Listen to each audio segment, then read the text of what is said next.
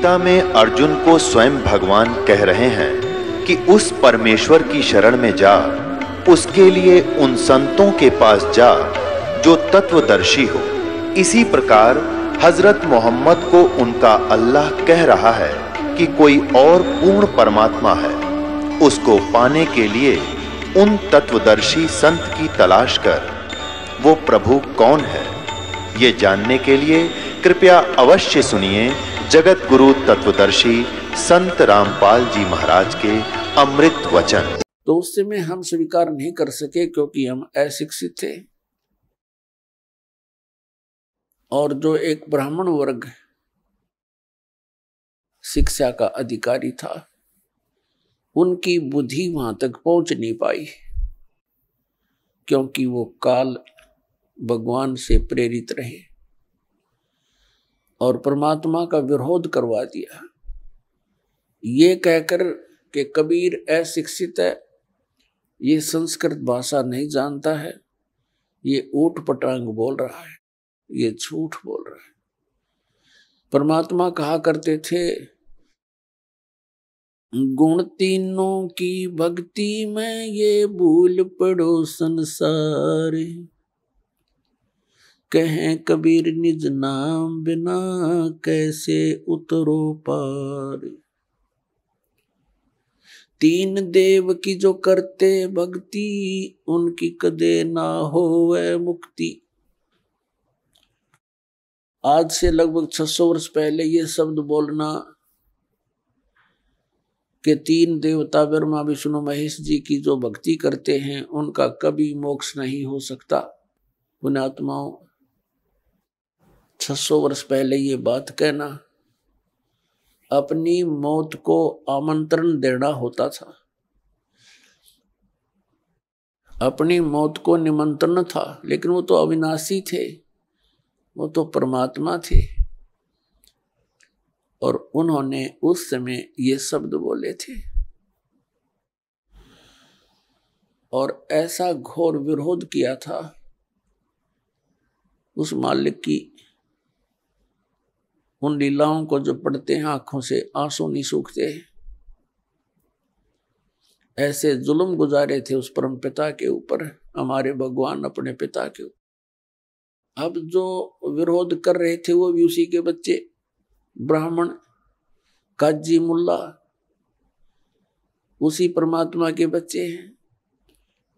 उस परमेश्वर ने किसी को भी दुराशीष नहीं दी, नहीं तो वो समर्थ शक्ति, वो हमारे पिता ना होते तो उनको बहुत कुछ दंड दे देते, ऐसा दे देते पूछो मत। जैसे एक बार गोरखनाथ जी के साथ मजाक कर दिया किसी ने, और उसने इतना गुस्सा उठा, वह मंडली थी उसके साथ 400-500 की, उसने एक शब्द उच्चारण कर दिया कि खड़े हैं वो तो पत्थर बन जाएंगे, और बैठे हैं वो सिद्ध। खड़े ज्यादा थे, बैठे थोड़े। जितने खड़े थे वो सब पत्थर की मूर्तियां बन गई। तो ये तो समर्थ हैं, कुछ भी कर सकते थे, लेकिन अपना पिता अपने बच्चों का अहित नहीं कर सकता, चाहे उसको वो कुछ भी कितना दुखी कर ले। इसलिए उस परमेश्वर ने किसी को दुराशीष नहीं दिया, कोई श्राप नहीं दिया, क्योंकि वो समर्थ थे। उनको मालूम है कि ये मेरे ही बच्चे काल की भांग पी के मेरे शत्रु बन गए। उस समय अपनी समर्थता का प्रमाण दिया। इसी सत्य कहने के कारण उस परमात्मा को जेरे कुएं में डाल दिया। एक बहुत पहले 200-200 फुट नीचे गहरा जल होता था कुओं में, और जेरा कुआं वो होता था जो नीचे से उसका पानी खत्म हो जाता था और काफी गहरा हो जाता था। उसमें डाल दिया। ऊपर से झाड़, बोझड़े, कांटेदार छड़े, कंकर, पत्थर, रेत से भर दिया। एक शेख तकी नाम के एक जलील व्यक्ति ने, वो मुसलमान था, मुसलमान राजा दिल्ली का बादशाह सिकंदर लोदी था, और शेख तकी उसका धार्मिक पीर था, सिकंदर लोदी राजा का। मुसलमानों को इकट्ठा कर लेता था, राजा के सामने नारे लगवा देता था, राजा पब्लिक को देखकर घबरा जाता था, और फिर वो मनमानी सजा दिया करते थे। कबीर परमात्मा कुएं में डाल दिया, भर दिया पूरा, और कुछ देर के बाद वो गए सिकंदर लोधी के पास। परमात्मा कबीर देव जी राजा के पास उनके महल में एक कमरे में विराजमान मिले, क्योंकि वो समर्थ थे, वो पूर्ण ब्रह्म हैं, वो समर्थ हैं, लेकिन उनकी लीलाओं को देखा जाता है, पढ़ते हैं तब रोंगटे खड़े हो जाते हैं। हमारे पिता हमारे हित के लिए आए थे, हम उनके शत्रु बन गए। तो उस समय हम अशिक्षित थे। अब परमात्मा ने सबसे पहले ये रजा बख्शी, हमें शिक्षित करवाया। पुण्यात्माओं 5500 वर्ष तो कलयुग बीत गया, और उससे पहले जालिए कितना समय 3 युग गए। केवल एक ब्राह्मण वर्ग ही शिक्षा का अधिकारी था और कोई शिक्षा नहीं ग्रहण करता था, क्योंकि यह शिक्षा अच्छी नहीं है, यह बेईमान बनाती है प्राणी को। ये पाप करने से फिर हिचकता नहीं है व्यक्ति। यह शिक्षा गई ब्राह्मण समाज में। इस शिक्षा को इन्होंने रोजी रोटी का धंधा ही बना लिया, और पाप के भागी बनने लगे। अब शिक्षा आ गई सब समाज में, कितने चतुर बन गए हम भले ही ऊपर से कितने शिष्ट नजर आते हों, सुंदर कपड़े पहन के, बढ़िया कोई ठिकार लेके, अंदर से कति खोखे और खोखले हुए पड़े हम। हमारे विचार वो नहीं रहे जो हमारे दादे और परदादा के हम देखा करते थे। कितनी इंसानियत थी उनके अंदर। अब पुण्यात्माओं, हम जैसे वर्तमान के मानव से भी हमारा पाला पड़ा है, और आज से 55 वर्ष 50 वर्ष पहले जब हम कुछ जानने योग्य हुए, वो समय भी हमने देखा है।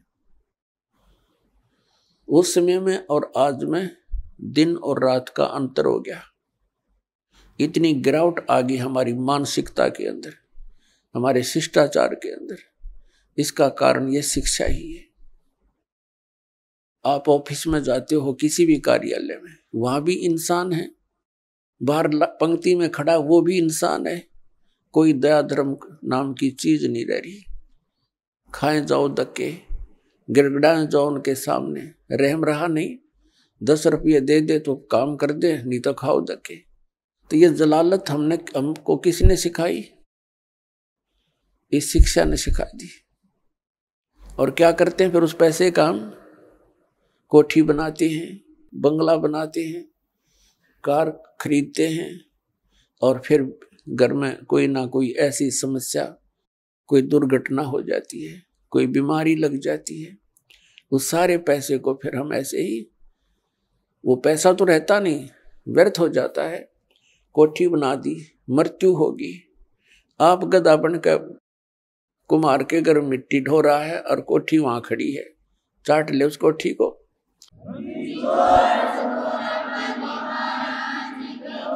तो पुण्यात्माओं, इस ज्ञान से हम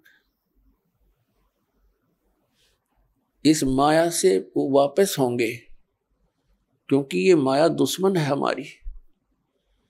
और इस माया का हम प्रयोग कहाँ करते हैं? हमने परंपराएं गलत बना ली। विवाह करते समय पूरा ड्रामा कर बैठते हैं।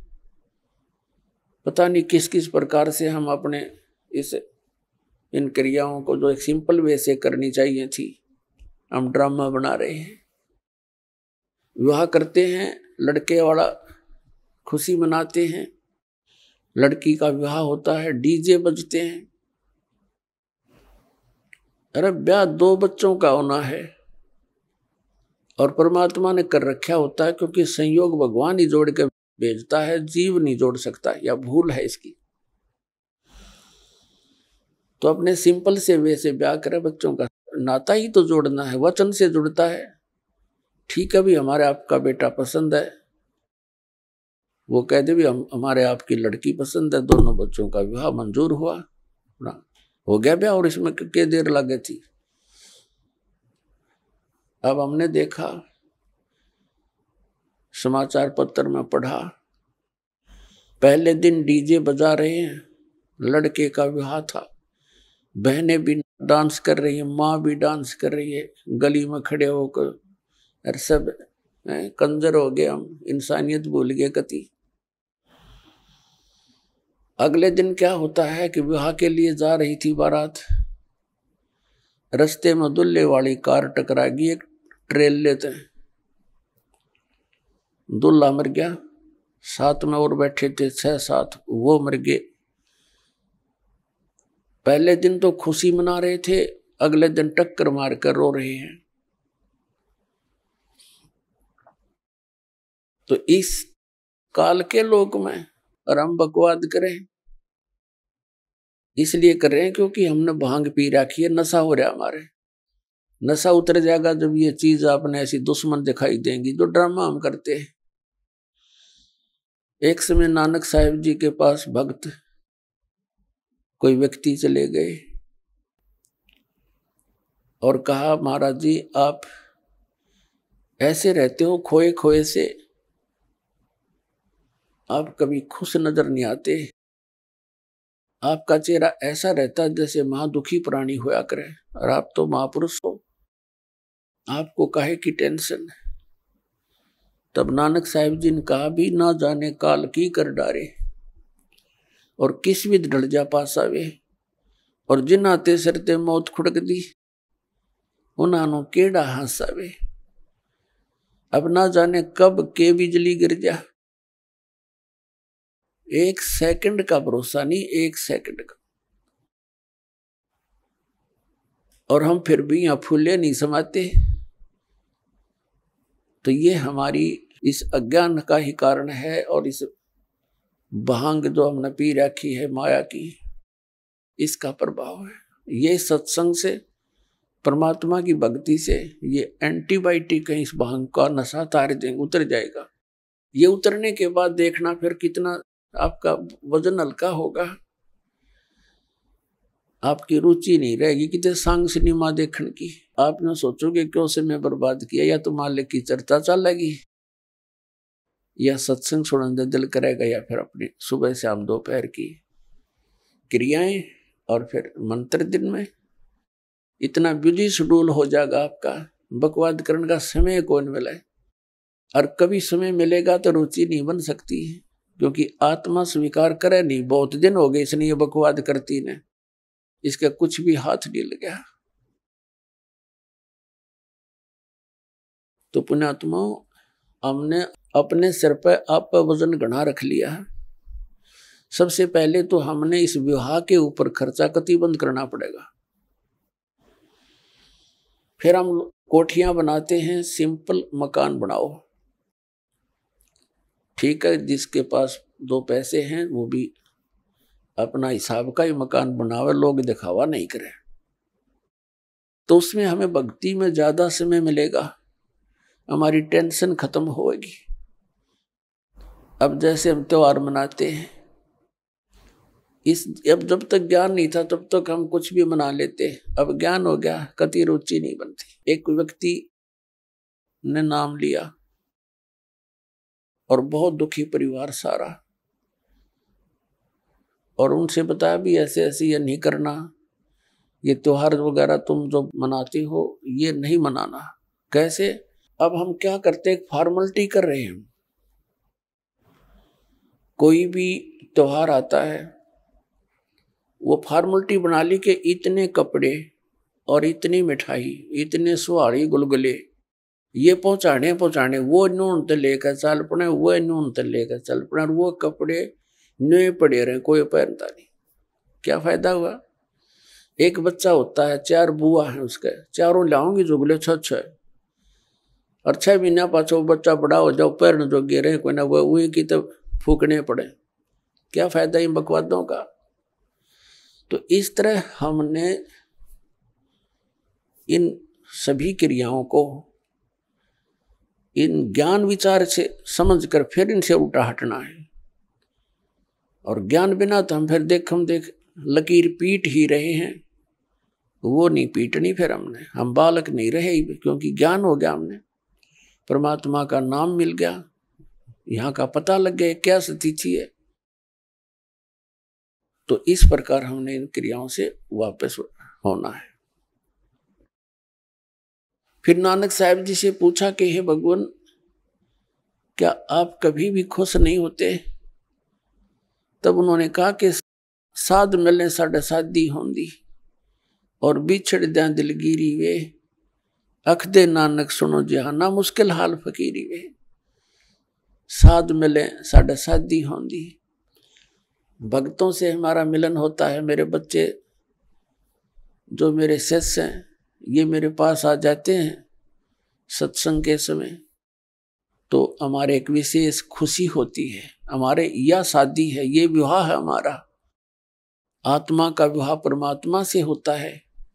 कहते साध मिले साढ़े साधी होंदी, और विछड़ द्या दिलगिरी वे। जब ये यहाँ से सत्संग सुनकर जाते हैं तब मुझे फिर उदासी छा जाती है। क्यों छा जाती है? कि ये बच्चे परमात्मा के हंस इस ज्ञान से कुछ परिचित हुए हैं, और अब ये जा रहे हैं उन लोगों के बीच में जो परमात्मा के ज्ञान से अपरिचित हैं। और कहीं ये बच्चे अपना नियम भंग करके और उन लोगों के विचारों को सुनकर अपनी दिशा ना बदल लें, ये नाम से वंचित ना हो जाए। और जब ये वापस आ जाते हैं एज इट इज, तो मुझे खुशी होती है कि मेरी फसल में कीड़ा नहीं लगा। तो कहते साध मिले साढ़े साधी होंदी, और बिछुड़ जा दिलगिरी वे, अख दे नानक सुनो जहाना, या मुश्किल हाल फकीरी वे।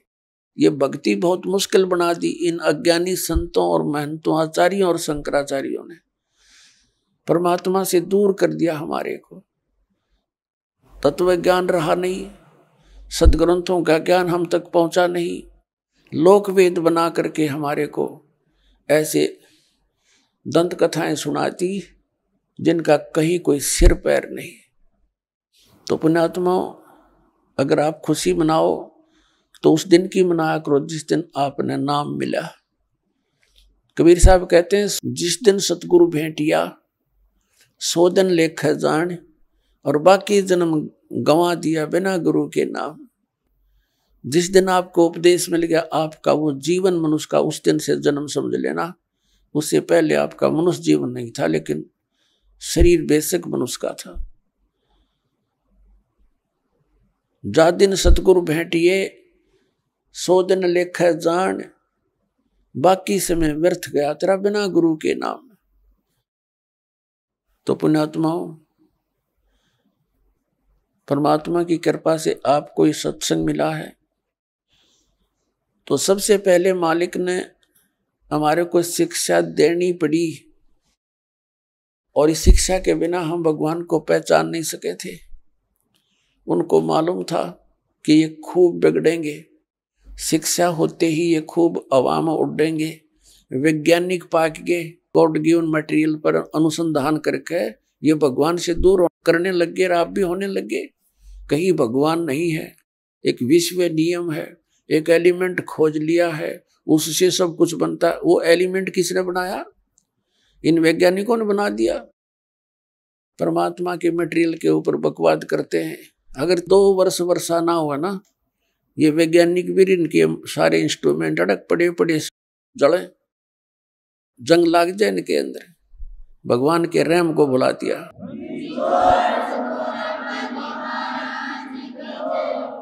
भगवान से कोसों दूर कर दिया हमारे को, और क्या बनाया इन्होंने? परमाणु बम बना लिया अपना नाश करने के लिए। है तेरा गजब है। और पुण्यात्माओं, ये इंटरनेट और ये प्रोजेक्टर, टेलीविजन, ये परमात्मा का दिया हुआ ज्ञान है, जीव सत्र का नहीं है। कि किसी का भूल हो कि मनुष्य बना दे ऐसे आइटम। परमात्मा कबीर जी ने उनको बुद्धि देकर के ये बनवाया है। और किस लिए? आज के दिन के लिए, इस समय के लिए, कि एक जगह मेरा ज्ञान चला करेगा, करोड़ों बच्चे मेरे एक टाइम पर सुना करेंगे और प्रत्यक्ष प्रमाण देखा करेंगे। प्रोजेक्टर बनवा दिए, दास यहां दिखाता, आप वहां बैठे प्रमाण देख रहे हैं, टीवी के ऊपर देख रहे हैं, घर घर बैठा परमात्मा संदेश भेज रहा है। मालिक को मालूम था, क्योंकि काल ने कहा था, परमात्मा कबीर जी से प्रार्थना की थी, चापलूसी करके के 3 युगों में जीव कम ले जाना, और चौथा युग जब कलयुग आवे, तब तब शरण जीव बहु जावे। ऐसा वचन हर मोय दीजे, तब तुम गमन संसार ही कीजे। परमात्मा के चरण पकड़ के वचनबद्ध कर लिया था कि 3 युगों में जीव वापस कम ले जाना, और चौथा युग जब कलयुग आवे, तब तब शरण जीव बहु जावे। फिर वैसे कितने ले जिए चौथे युग में? तो परमात्मा ने कहा था ठीक है, मैं वचनबद्ध हुआ और चौथे युग कलयुग में जीव ले जाऊंगा। तब एकदम जब देख लिया ना वचनबद्ध हो गए, उसी समय आंखें पलट ली भस्मासुर की तरह, और कहने लगा, बेशक कलयुग में तुम आ जाना, कलयुग में ऐसे कर दूंगा इन प्राणियों को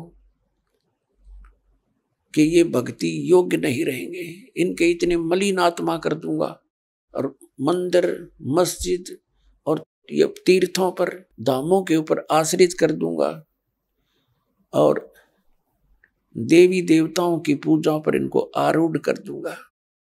आपकी कोई भी बात नहीं सुनेगा, और आ जाना बेशक। बेशक कहा था, जोग जीत जाओ संसारा, जीव न माने कहा तुम्हारा। जीव तुम्हारा कहा न माने, हमारी ओढ़ हो बाद बखाने।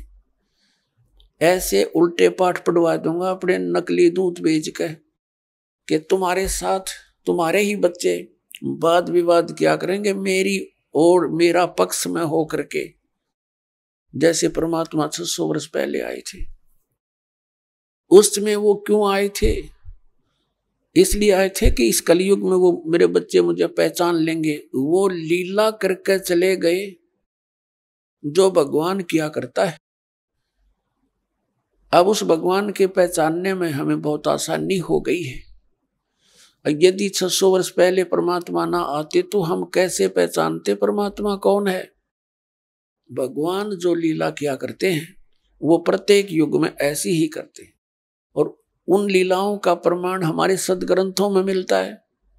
पवित्र 4 वेदों में परमेश्वर की वो महिमा का गुणगान है जो भगवान किया करता है। तो वो लीलाएं किसने की? वो 600 वर्ष पहले बनारस में, काशी शहर में, भारतवर्ष के इस पावन धरती पर आए थे, दुल्हा रूप में, धानक रूप में रहे थे 120 वर्ष। वो कबीर परमात्मा, उन्होंने वो लीलाएं की हैं जो वेदों में प्रमाण है जिनका। तो who is God? Kabir is God. परमात्मा कौन है? कबीर साहब परमात्मा है। और परमेश्वर ने 600 वर्ष पहले कहा था, वेद मेरा भेद है, मैं ना वेदन के माही, और जौन वेद से मैं मिलूं ये वेद जानते नहीं। परमात्मा ने कहा था कि ये 4 वेद मेरा ही भेद यानी मेरी महिमा का गुणगान ही कर रहे हैं, लेकिन इन 4 वेदों में वर्णित विधि से मेरी प्राप्ति नहीं हो सकती, सतलोक प्राप्ति नहीं हो सकती, अमरलोक प्राप्ति नहीं हो सकती। इनमें पूजा की विधि नहीं है वो जो सतलोक जा सके हम। तो उसकी पूर्ति करने के लिए परमात्मा स्वयं आते हैं प्रत्येक युग में, और अपने मुख कमल से वाणी बोलते हैं। 4 युग में संत पुकारे, कूक कहा हम हेल रे। हीरे माणिक मोती बरसे ये जग चुगता ढेल रे। कबीर परमात्मा कहते हैं चारों युग में मेरे संत पुकारे, जिनको परमात्मा मिले सतलोक लेकर गए, उनको फिर वापस पृथ्वी पर अपने गवाह बना कर छोड़ा। तो उन्होंने आंखों देखा भगवान का, वो वर्णन किया, उनकी महिमा को बताया। उसके विषय में परमात्मा कहते हैं चारों युग में संत पुकारे कूक कहा हम हेल रे। हीरे माणिक मोती बरसे ये जग चुगता ढेल रे। चारों युग में मेरे संतों ने यही गुणगान किए, आंखों देखा मेरे को, और मैंने भी आकर के ऊंचे ऊंचे स्वर में कहीं भी खड़े हो गए मदारी की तरह, एक तारा हाथ में लेके अपनी पवित्र वाणी से, अमृत वाणी से वहां वर्षा करने लगे अपने ज्ञान की। और यही तरीके थे, सैकड़ों व्यक्ति इकट्ठे हो जाते थे, परमात्मा की उस अमृत वाणी को सुनकर गदगद हो जाते थे।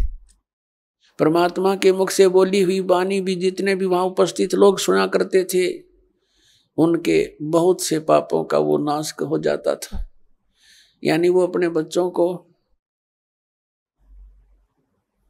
फिर से भक्ति से परिपूर्ण करने के लिए आते रहते हैं, ताकि इनमें आस्था भगवान की बनी रहे। और काल ये चाहता है कि ये नास्तिक हो जाएं, इनको कोई भी आध्यात्मिक लाभ ना हो, ऐसी भक्ति विधि प्रोड्यूस करवा दी, प्रवेश करवा दी संसार में, और परमात्मा से मिलने वाले लाभ समाप्त हो जाने के कारण हम नास्तिकता की तरफ चल पड़े, विकारों की तरफ चल पड़े, ये बुराई करने लग गए, रिश्वत लेने लग गए, क्योंकि हम अपने फिर सूझबूझ से धनवान बनने की कुचेष्टा करने लगे। और जिसका परिणाम ये निकला, हम नास्तिक होते जा रहे हैं और दूने दुखी हो गए। जैसे कोई व्यक्ति 2 नंबर से पैसे इकट्ठे करता है, कोई मिलावट करता है, कोई रिश्वत लेता है, या कोई किसी को धोखा दे करके पैसे इकट्ठे करता है, तो उसके लिए वो विष का काम करेंगे। अब एक व्यक्ति बता रहा था, उसका इकलौता पुत्र बीमार हो गया। पहले तो अपने लोकल डॉक्टरों को दिखाते रहे, कभी आराम हो जाए, कभी फिर हो जाए। फिर ऐसे ही संत साधु संतों के चक्कर में पड़ गए। फिर लास्ट में जब बिल्कुल वो एट द डेथ हो गया, मरने को हुआ, तो उसको फिर पीजीआई ले गए, ऑल इंडिया इंस्टीट्यूट दिल्ली लेकर गए। उसकी दोनों किडनी फेल हो गई। किडनियों का ऑपरेशन हो गया, किसी रिश्तेदार ने दे दुआ दिए हुए। तो फिर क्या हुआ, वो लड़का स्वस्थ हो गया। पैसे लग गए लगभग 3 लाख से ऊपर। आज से लगभग 30 वर्ष पूर्व की बातें हैं। आज के तो 30 लाख और उस समय के 3 लाख, इतना अंतर है उस समय जो पैसे की वैल्यू थी। तो उसने क्या बताया कि मेरा लड़का स्वस्थ हो गया और पैसा इतना लग गया कि कर्जा हो गया। शादी विवाह की तैयारी कर रखी थी, विवाह से कुछ समय पहले ही दुर्घटना यानी बस एक्सीडेंट में मृत्यु होगी।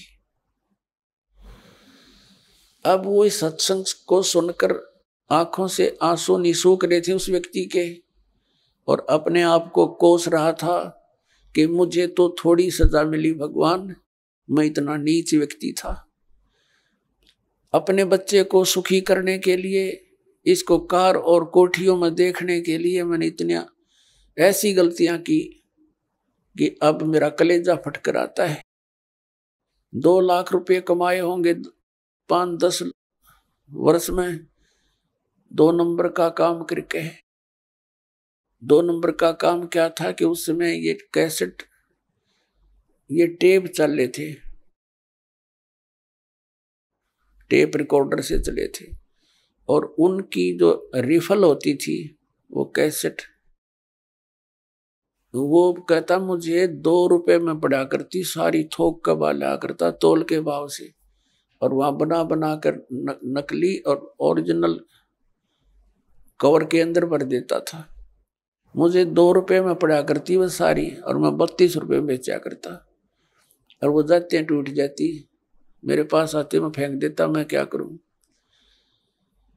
और आज मुझे वह सजा सही मिल गई। तो पुण्यात्मा, अब उसको बताया गया, सत्संग में बताया जाता है कि जो पैसा आपने 2 नंबर से कमाया वो पैसा तो रहा नहीं, आपके पास क्या रहा, वो पाप रह गए जो आपना भी भोगने शेष है, और पैसा चला गया। तो पुण्यात्मा, जब आप ज्ञान होगा आपको, ये कोई बालकों की बताई हुई बातें नहीं है, ये गॉड गिवन परमात्मा का दिया हुआ विधान है, उनका बताया हुआ ज्ञान है। ये कोई डूम बाट के गीत नहीं किसी ने स्वार्थवश गा रखे होंगे। परमार्थी परमात्मा ने सतपुरुष कबीर साहब ने आकर ये विधान बताया है कि बच्चों तुम विष खाना छोड़ दो, यदि यहां भी सुखी रहना चाहते हो जब तक तुम्हारा जीवन शेष है। और अनजान बच्चे ही गलतियां किया करते हैं, जब समझदार हो जाएगा ना फिर इसका हाथ नहीं लगा सकते। जैसे छोटा सा बच्चा सर्प को भी पकड़ लेता है और उसको डस देता है, वो मर जाता है, उसको ज्ञान नहीं कि कितना भयंकर जानवर है।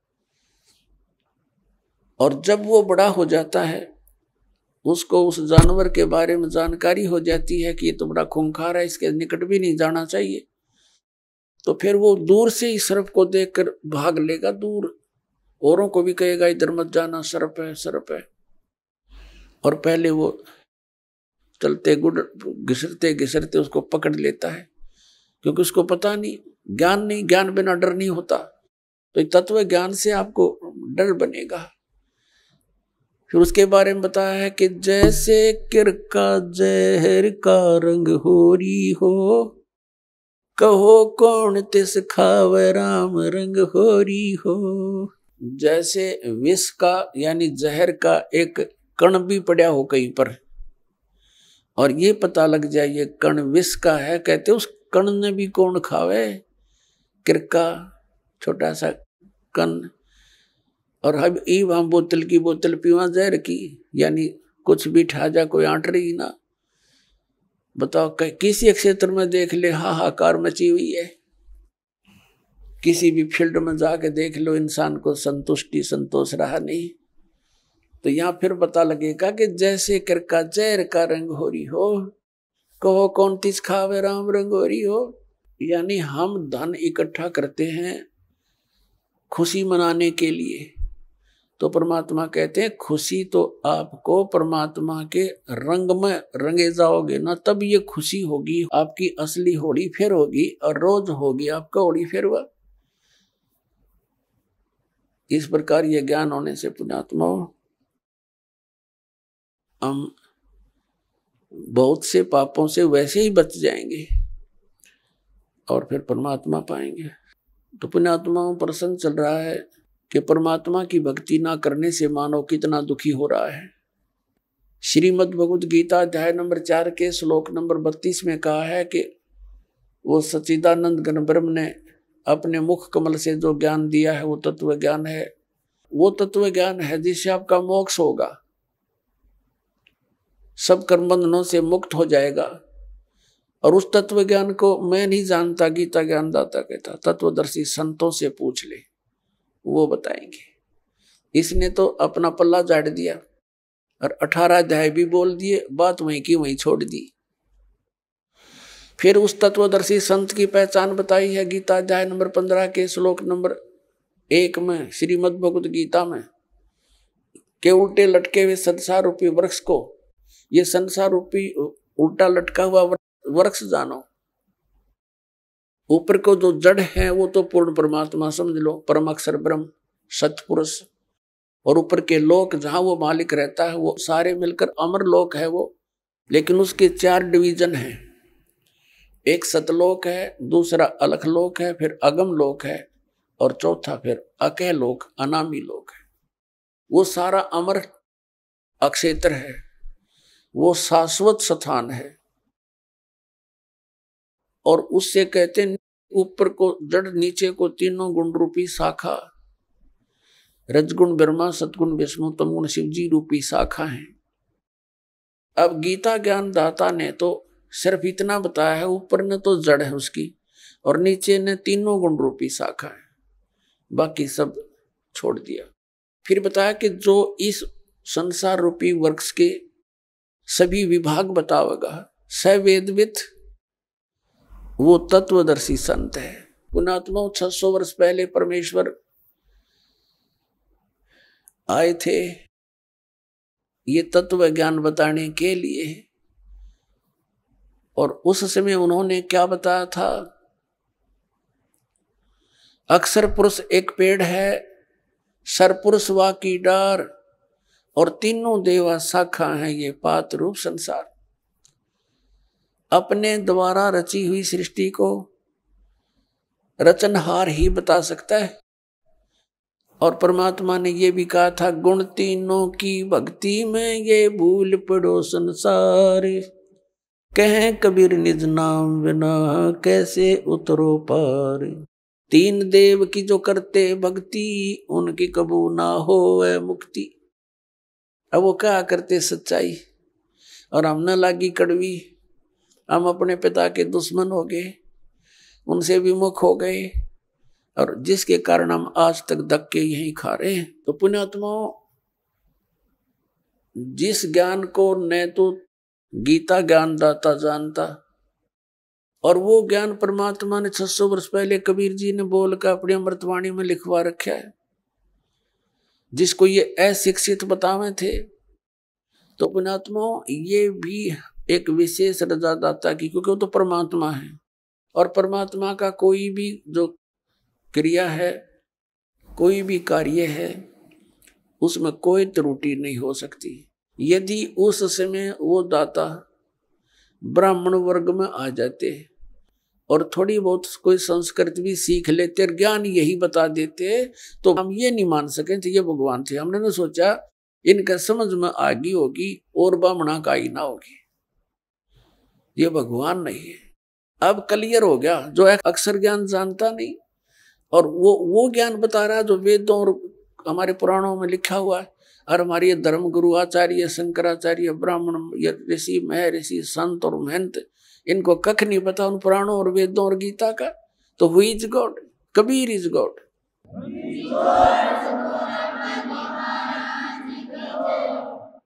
अब श्रीमद् भगवद गीता अध्याय नंबर 15 का श्लोक नंबर 1 समझने में आसानी होगी। पहले चित्र देखिए। ये है उल्टा लटका हुआ संसार रूपी वृक्ष। ऊर्ध्व मूलम अधः शाखम अश्वत्थम प्राहु अव्यम छंदासी यस्य प्रणानी। प्रणानी माने पत्ते। छंदासी यस्य प्रणानी ये तम वेद स वेदवित्। ये देखिएगा श्रीमद् भगवद गीता, गीता प्रेस गोरखपुर से प्रकाशित है। जयदयाल गोविंद का इसके अनुवादक है।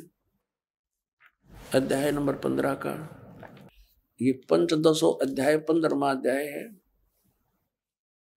और प्रथम मंत्र है। ऊर्ध्व मूलम अधः शाखम अश्वत्थम प्राहु अव्यम छंदासी यस्य प्रणानी ये तम वेद स वेदवित्। वेद माने जानना भी होता है और वेद ये चारों वेदों का भी बोधक है। ऊर्ध्व माने ऊपर को, मूलम माने जड़, और अधः माने नीचे को, शाखाएं। अश्वत्थम प्राहु अव्यम, ये संसार रूपी पीपल का वृक्ष अविनाशी कहा गया है। छंदासी यानी इसके विभाग, छंद इसके पत्ते, प्रणानी इसके पत्ते, ये जो हैं ये पत्ते आदि इसके विभाग हैं। और ये तम वेद, इन सब को जो जानता है स वेदवित्, वह वेद के तात्पर्य को जानने वाला है। इनका पढ़िएगा। आदि पुरुष परमेश्वर मूल वाले, यहां लिखना था आदि पुरुष परमेश्वर यानी पूर्ण परमात्मा रूपी ऊपर को जड़ वाले, ऊर्ध्व माने ऊपर को, अधः शाखा होना चाहिए था, नीचे को शाखा वाला, यो ब्रह्मा रूप मुख्य शाखा वाले गलत करके, क्योंकि इस देखो श्लोक नंबर 2 में 2 बार अधः शब्द है, अधः अधः, और इसका अनुवाद ही नहीं अंग्रेजों ने कर रखा है। देख, अधः माने नीचे, अधः माने नीचे, अरे यहां भूल गए, यहां करके कल्याण मारा, यहां लिखना था नीचे शाखम, कति सीधा, ऊर्ध्व मूलम, ऊपर को मूल वाला और नीचे को शाखा वाला। इस संसार रूपी पीपल के वृक्ष को अविनाशी कहते हैं। वेद जिसके पत्ते कहे गए, इन छंद माने वेद लिखे, ये देखा कल इनकी छंदासी यानी विभाग हैं जिसके ये पत्ते आदि, और इन सब को, इस संसार रूपी वृक्ष को जो पुरुष मूल सहित यानी जड़ से लेकर पत्तों तक तत्व से जानता है, स वेदविद। संस्कृत भी पढ़ लो, यह कोई लंबी चौड़ी बात ना जीवते, हमने जानना ना दिया था इसकी ओर। स माने वह है, वेदविद माने वेद के तात्पर्य को जानने वाला, यानी तत्वदर्शी संत है वो, जो इसके सारे विभाग जानता है। तो वो कौन है, किसने बताया ये ज्ञान?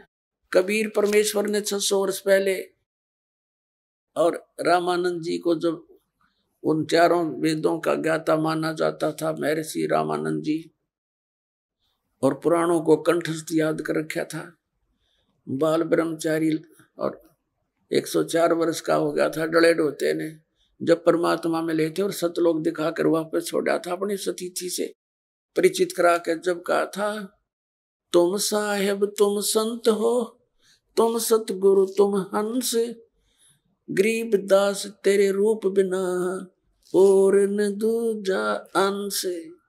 तुम साहेब तुम संत हो, तुम ही साहेब माने परमात्मा हो, और तुम ही वास्तव में जो आपके अंदर गुण है, तुम ही वो संत हो, और तुम ही सतगुरु हो। सतगुरु माने सच्चा ज्ञान देने वाले। तो अब देखिएगा, ये उल्टा लटका हुआ संसार रूपी वृक्ष है। परमात्मा ने बताया था अक्षर पुरुष एक पेड़ है जो जमीन से बाहर दिखाई देता है, वो पोर्शन उसको वृक्ष बताते हैं, कहा जाता है। ये समझ लो एक वृक्ष है, और ये तना, ये अक्षर पुरुष है, इसको परब्रह्म भी बोलते हैं। इतना पोर्शन समझो इस संसार रूपी वृक्ष का, और इसे एक मोटी डार निकली है, वो सरपुरुष है। ये अक्षर पुरुष, ये सरपुरुष, ये सरपुरुष, ये इतना है। इसके फिर 3 शाखा होगी, ये तीनों देवा शाखा हैं भाई, पाते रूप संसार। अक्षर पुरुष एक पेड़ है, निरंजन वाकी डारे। सरपुरुष को निरंजन भी कहते हैं, ज्योति निरंजन काल। सरब्रह्म भी कहते हैं इसको, सरपुरुष भी इसी का, काल ब्रह्म भी, ये तो डार है। और तीनों देवा शाखा हैं भाई, पाते रूप संसार। ये अमृतवाणी परमात्मा की। कबीर अक्षर पुरुष एक पेड़ है, निरंजन कहो, सरपुरुष कहो, वाकी डार, और तीनों देवा शाखा हैं, ये पात रूप संसार। अपने आत्माओं, परमात्मा कहा करते 3 देव की जो करते भक्ति, यानी भक्ति का अर्थ होता है इष्ट रूप में मान के उन पर आश्रित हो जाना, उनके अतिरिक्त और किसी की पूजा नहीं करते, यानी इष्ट रूप में मानकर जो साधना की जाती है उसके हम भक्त कहलाते हैं। तो क्या बताते हैं, तीनों गुण की भक्ति में ये भूल पड़े संसार, और कह कबीर निज नाम बिना तुम कैसे उतरो पार। अब फिर देखिएगा गीता अध्याय नंबर 15 का श्लोक नंबर 2, 15 का और श्लोक नंबर 2 में कहा है, उस संसार की तीनों गुण रूप, जल से बड़ी हुई नहीं, तीनों गुण रूप शाखाएं, विषय परवाला शाखा, संस्कृत भी पढ़ लेंगे, विषय परवाला शाखा, यानी ये विषय भोग रूप कोपलों वाली देव मनुष्य त्रिक आदि योनि रूपी शाखा नहीं, विषय विकारों वाली शाखा है तीनों गुण, रज गुण ब्रह्मा, सतगुण विष्णु तम गुण शिव जी। नीचे और ऊपर फैली हुई है, सर्वत्र नहीं है ये। ऊर्ध्व माने ऊपर और अधः माने नीचे फैली हुई है। और मनुष्य लोक में कर्मानुबंधनी यानी कर्मों के अनुसार बांधने वाली, जैसा जिसने कर्म किया है इतना ही फल देते हैं, ये जकड़े रखते हैं तीनों देवता। ये इसकी मुख्य है, जड़ है ये संसार रूपी वृक्ष की जड़ नहीं। हमें या बांधे रखने, कर्मानुसार या बांध रखने की ये मूल कारण है। ये ब्रह्मा विष्णु महेश ये नीचे और ऊपर व्याप्त हो रही है, सब जगह नहीं। अब तीसरे में क्या कहा कि उस संसार वृक्ष का स्वरूप जैसा कहा गया है वैसा यहाँ विचार काल में गीता ज्ञानदाता कहता है जैसा इसके विषय में जानकर बताते हैं वो यहाँ नहीं पाया जाता। वो इस संसार रूप वृक्ष का जैसा स्वरूप कहा वैसा यहाँ विचार काल में यानी तेरे और मेरे गीता जी के विवेचन में, डिस्कशन में नहीं पाया जाता। यानी मैं नहीं बता पाऊंगा इसकी पूरी जानकारी, क्योंकि इसकी न आदि और न अंत है। गीता ज्ञानदाता कहता मैं इसके आदि और अंत से परिचित नहीं हूं और न इसकी अच्छी प्रकार से स्थिति है। इसलिए इस सुविरुद्ध मूलम अति दृढ़ मूल वाले, ये नहीं अति दृढ़ मूल वाले, क्योंकि ऊपर को जो जड़ रूपी है, जो ऊपर जो जड़ बच गई, जैसे आपने ये देखा, अब यहां तक तो आपने देख लिया, देखिएगा अब यहां तक तो आपने देख लिया कि ये अक्षर पुरुष तो एक पेड़ हो गया जमीन से बाहर, सरपुरुष इसकी डार हो गई, तीनों देवा शाखा हो गए, हम पात रूप में समझ ले। लेकिन ये जड़ भी शेष बच गई, ये है वो पूर्ण परमात्मा। इसको पूर्ण ब्रह्म कहो, परमेश्वर कहो, परम अक्षर ब्रह्म कहो, तो ये जड़ है। अब जड़ से ही सारी खुराक मिलती है पौधे से पेड़ को, तो सबका धारण पोषण करने वाला भी यही परमात्मा हुआ जो जड़ रूपी यानी परम अक्षर ब्रह्म परमात्मा है। ये जड़ है, ये परम अक्षर ब्रह्म है। ये है कौन? ये देखिएगा, ये वो है परमात्मा जो काशी में धानक दुल्हा बनकर रहे थे 120 वर्ष तक, और ये लीला बताकर अपने द्वारा रची हुई सृष्टि को बताकर चले गए थे। अब ये कंसेप्ट क्लियर करते हैं कि रजगुण ब्रह्मा है, सतगुण विष्णु, तमगुण शिव जी। देखिएगा ये मार्कंडे पुराण, ये मार्कंडे पुराण, ये गीता प्रेस गोरखपुर से प्रकाशित है, सचित्र मोटा टाइप। ये गीता प्रेस गोरखपुर से प्रकाशित है और इसके 123 पृष्ठ पे हम आपको दिखाते हैं।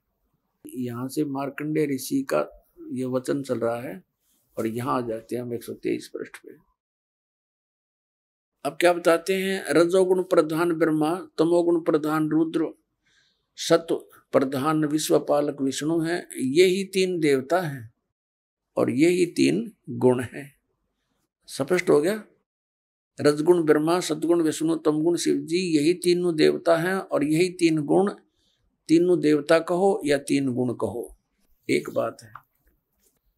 और कति कंसेप्ट क्लियर करते हैं। देवी भागवत के अंदर संस्कृत भी साथ है। अब हम संस्कृत भी पढ़ लेंगे, कोई बड़ी बात नहीं है।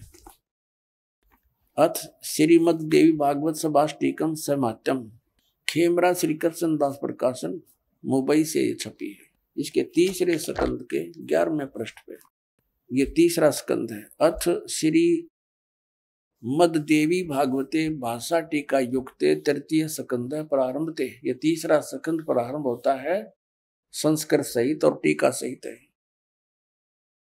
इसका ये प्रश्न नंबर 11 है। और ये देखिएगा इसका अध्याय नंबर 5 है, ये अध्याय 5, और इसके 8वां श्लोक पढ़ेंगे 5वें अध्याय का, तीसरे स्कंद का। ये 7वां या समाप्त होता है, 8वां या प्रारंभ होता है। हे माता, भगवान शंकर अपनी माता दुर्गा से कह रहे हैं, यदि हमारे ऊपर आप सदा हम आप दया युक्त हो तो हमको तमोगुण में किस प्रकार प्रदान किया है, ब्रह्मा रजोगुण और हरि सतगुण युक्त किए हैं, क्यों किए हैं। अब हम संस्कृत भी पढ़ेंगे, देखिएगा। ये 7वां समाप्त हुआ, 8वां श्लोक प्रारंभ होता है। यदि दया धर्मना न सदाम्बिके कथम अहम विहित च। शंकर भगवान कहते हैं कथम अहम मैं बना दिया विहित च, अंबिके माने माता, तमोगुण है। मैं तमोगुण क्यों बना दिया? कमल जय, कमल से उत्पन्न होने वाले ब्रह्मा को रजोगुण संभाव है, रजोगुण क्यों उत्पन्न कर दिया? और सुवित है क्यों सतोगुण हरि, विष्णु जी को सतोगुण क्यों बना दिया? इति सिद्धम रजगुण ब्रह्मा सदगुण विष्णु तम गुण शिव जी। अब आइएगा श्रीमद् भगवद गीता अध्याय नंबर 15 के श्लोक नंबर। अब एक तो हमने पढ़ लिया, समझ भी लिया, ऊपर को जड़ वाला, ऊर्ध्व मूलम अधः शाखम, ऊर्ध्व मूलम अधः शाखम। ये पहली कक्षा के सा कैदा हो जाएगा आपके लिए, कुछ दिनों में देख लेना। ऊर्ध्व माने ऊपर ने, मूल है जड़ है, समझो ऊपर को मूल वाला, नीचे को शाखा वाला। ये संसार रूपी पीपल का एक अविनाशी वृक्ष कहा गया है। छंदासी यस्य प्रणानी, जिसके ये विभाग हैं, पत्ते आदि सब विभाग हैं। तम वेद, ये तम वेद, ये माने जो, तम माने उस अज्ञान अंधकार में छुपे हुए को जानता स वेदविद, वो तत्वदर्शी संत है। इन्होंने तड़ंगा अड़ा रखा है, आदि पुरुष परमेश्वर मूल वाले, ये तो यहाँ तक ठीक लिख दिया। ब्रह्मा रूप मुख्य शाखा वाले, इनकी बुद्धि उड़े घसड़े थी, उल्टी सुल्टी। और फिर कहे संसार रूपी पीपल के वृक्ष को अविनाशी कहते हैं, वेद जिसके पत्ते कहे। और उस संसार रूपी वृक्ष को जो पुरुष मूल सहित यानी जड़ सहित जानता है, जड़ से लेकर पत्तों तक जानता है, तत्व से जानता है, स वेदविद, वह वेद के तात्पर्य को जानने वाला है। अब देखना, अब इस संसार रूपी वृक्ष के क्या बताया है कि उस संसार रूपी वृक्ष की तीनों गुण रूपी, तीनों गुण रूपी, ये अनुवाद गलत कर रहे हैं, विषय पर वाला शाखा, विषय विकारों वाली ये शाखा, रजगुण ब्रह्मा सदगुण विष्णु तम गुण शिव जी, तीनों गुण रजगुण ब्रह्मा सदगुण विष्णु तम गुण शिव जी रूपी शाखाएं नीचे और ऊपर फैली हुई है। और मनुष्य लोक में कर्मानुसार यही हमें यहाँ पर फंसा कर रखते हैं, बांध कर रखते हैं, ये ऊपर नीचे व्याप्त है। और फिर बताया है तीसरे में, इस संसार रूपी वृक्ष का स्वरूप जैसा कहा है वैसा यहाँ विचार काल में, यानी तेरे और मेरे गीता जी के डिस्कशन में नहीं पाया जाता। मैं नहीं बता पाऊंगा तुझे, इसका आदि और अंत मुझे ज्ञान नहीं, और न इसकी अच्छी प्रकार कोई स्थिति है। इसलिए इस सुविरुद्ध मूलम यानी अति दृढ़ मूल वाले, क्योंकि वो परमात्मा का जो ऊपर का क्षेत्र और भगवान वो तो अविनाशी है, अब अति दृढ़ है। और संसार रूपी पीपल के वृक्ष को दृढ़, इन्होंने क्या कहा, असंख्य शस्त्रेण छित्वा, इसका अर्थ बनता है वैराग रूप शस्त्र द्वारा नहीं, तत्व ज्ञान रूपी शस्त्र द्वारा काट कर, यानी उस तत्व ज्ञान से समझ कर उसके पश्चात, ये चौथा श्लोक यहाँ अनुवाद है इसका, उसके पश्चात परम पद रूप परमेश्वर को भली भांति खोजना चाहिए, जिसमें गए हुए पुरुष लौटकर संसार में नहीं आते, और जिस परमेश्वर से इस पुरातन संसार वृक्ष की प्रवृत्ति विस्तार को प्राप्त हुई है, उसी आदि पुरुष नारायण के मैं शरण हूं। इस प्रकार दृढ़ निश्चय करके उस परमेश्वर का मनन और निधिध्यासन करना चाहिए। परपदे माने उसकी पूजा करनी चाहिए, निधिध्यासन नहीं, परपदे माने पूजा। अब यहाँ क्या हो गया इसका अर्थ? इसका सीधा सा अर्थ हो गया गीता ज्ञानदाता अपने से अन्य किसी समर्थ परमात्मा की शरण में जाने को कहता है और उसकी पूजा कर और सब बातें त्याग दे, यानी अपनी पूजा को भी मना करता, केवल उसी की पूजा कर। आइए अब हम उन श्रद्धालुओं के अनुभव जानते हैं जो जगत गुरु तत्वदर्शी संत रामपाल जी महाराज जी से दीक्षा प्राप्त कर चुके हैं तथा उनके द्वारा बताए गए भक्ति मार्ग पर चल रहे हैं। नमस्कार जी। सत साहब सर। क्या नाम है जी आपका? शीतल कोरम। शीतल जी आप कहाँ से हैं? बिलासपुर छत्तीसगढ़। शीतल जी, संत रामपाल जी महाराज से नाम दीक्षा आपने कब ली? 1 नवंबर 2020। शीतल जी, आपने क्या क्या भक्ति साधनाएं की हैं अभी तक? संत रामपाल जी महाराज से जुड़ने से पहले हम लोग अपने मम्मी पापा को फॉलो करते थे, जो वो भक्ति करते थे हम भी वही ब्रह्मा विष्णु महेश जी की करते थे। तो फिर क्या कारण बना कि आप संत रामपाल जी महाराज जी के शरण में आई? जी, ऐसा हुआ कि हमारी मम्मी को बहुत ज़्यादा प्रेत बाधा थी, बहुत तबीयत ख़राब होता था उनका। तो जब संत रामपाल जी महाराज जी के शिष्य थे, उन्होंने बताया, उन्होंने कहा सत्संग देखने के लिए। तो मम्मी ने एक दिन सत्संग उनका खोल के देखा, उन्होंने उस सत्संग का महत्व समझा और ज्ञान को समझा, तो वो तुरंत उनसे जुड़ने के लिए इच्छा जगाई। तो उन्होंने जाके नामदान केंद्र में नाम उपदेश लिया।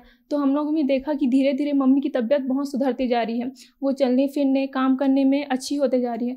तो इससे हमें भी प्रेरणा मिली कि नहीं, संत रामपाल जी महाराज में कुछ है जिससे मम्मी की तबीयत इतनी अच्छी सुधर रही है। तो हमें भी प्रेरणा जगी और हमने भी नाम उपदेश लिया संत रामपाल जी महाराज जी से। संत रामपाल जी महाराज से नाम दीक्षा लेने के बाद आपको क्या लाभ मिले? जी, पहला लाभ तो ऐसा है कि मैं जब भी कॉलेज से घर आती थी तो घर में आने के बाद मेरे पैरों में बहुत तकलीफ़ होती थी। रोज़ मम्मी रात को मेरा पैर दबाती थी, मालिश करती थी, तब जाके मैं सो पाती थी। तो संत रामपाल जी महाराज जी से जुड़ने के बाद ऐसा हुआ कि पैरों की तकलीफ़ अब ऐसी नहीं रही कि घर में आने के बाद मुझे तकलीफ़ हो, मैं चल फिर लेती हूँ, काम कर लेती हूँ। और दूसरा लाभ ये हुआ कि हमारे घर में बहुत प्रेत बाधा थी, मतलब भूत वगैरह घूमते रहते थे, कुछ न कुछ होते ही रहता था, किसी न किसी का तबीयत ख़राब होते रहता था, तो जिसके कारण घर में बहुत असुविधा होती थी। तो अब संत रामपाल जी महाराज जी से जुड़ने के बाद वो सारे भूत प्रेत जो हमारे घर में भटकते रहते थे, जो मम्मी को सपने में दिखते थे, वो सब अब दूर हो गए हैं। अब ऐसा कुछ भी नहीं है, मम्मी की जितने भी परेशानी थी उनकी वो सब दूर हो चुकी हैं। शीतल जी, क्या काम करती हैं आप? मैं अभी स्टूडेंट हूँ बीटेक की, मैकेनिकल ब्रांच की। शीतल जी, जैसे कि आपने बताया कि आपके घर में भूत प्रेत की समस्या थी और संत रामपाल जी महाराज से नाम दीक्षा लेने के बाद वो ठीक हो गई। आज साइंस का जमाना है, टेक्नोलॉजी का जमाना है और आप एक इंजीनियरिंग स्टूडेंट हैं, तो ये बड़े आश्चर्य की बात है कि आप लोग भी भूत प्रेतों पर विश्वास करते हैं। ऐसा क्यों? ऐसा नहीं है कि भूत प्रेत नहीं है, अब भले ही अभी टेक्नोलॉजी का ज़माना है, लेकिन ये भी हर सिक्के के दो पहलू होते हैं। अगर भगवान है तो भूत प्रेत भी है। डॉक्टर भी एक बार मतलब भगवान की तरफ ही झुकता है जब उसे ऑपरेशन में करने जाना होता है। तो और हमारे पर खुद बीती है कि हम भी खुद परेशान रहे हैं कि जहाँ पे हम लोग हॉस्पिटल में जाते थे तो वहाँ पे हमको रिपोर्ट नॉर्मल आती थी, लेकिन तकलीफ़ तो अंदर रहती थी, हमें खुद महसूस होती थी। तो इससे तो ये पता चलता है कि है कुछ ना कुछ तो ऐसे प्रेत बाधा तो है। तो ऐसा नहीं है कि साइंस का ज़माना है तो हम लोग भूत प्रेत को एकदम इग्नोर कर दें, ऐसा नहीं है। शीतल जी, संत रामपाल जी महाराज जी के बारे में ये भी कहा जाता है कि उनसे उनके अनुयायी अंधश्रद्धा के तहत जुड़े हैं। कम से कम आपको देखकर तो ऐसा नहीं लगता, क्योंकि आप बीटेक कर रही हैं, इंजीनियरिंग की स्टूडेंट हैं। क्या ये बात सही है? जी बिल्कुल भी नहीं। अंधश्रद्धा तो वह है जो हम मूर्ति पूजा करते थे, जो हम पहले मंदिरों में जाके मूर्तियाँ पूजा करते थे, तीर्थों में जाते थे ताकि हमें लाभ हो, लेकिन तीर्थों में जाने से कोई लाभ नहीं है। ये संत रामपाल जी महाराज जी ने बताया, मूर्ति पूजा करना मना है, ये सब हमारे वेदों में लिखा हुआ है। आज शिक्षित समाज है, पढ़ सकता है, वेदों से मिला सकता है, ये सब हमारे संत रामपाल जी महाराज वेदों से प्रमाणित करके बता रहे हैं। शीतल जी, संत रामपाल जी महाराज से नाम दीक्षा कैसे ली जा सकती है? विभिन्न चैनलों में संत रामपाल जी महाराज जी के सत्संग चलते हैं, उसमें नीचे पीली पट्टी हुई दी होती है जिसमें आश्रम के कांटेक्ट नंबर होते हैं। उसमें कांटेक्ट करने से आपके नज़दीकी नामदान केंद्र के बारे में बता दिया जाएगा, आप वहां जाके नाम उपदेश लेके अपना कल्याण करा सकते हैं। धन्यवाद जी। सत साहेब।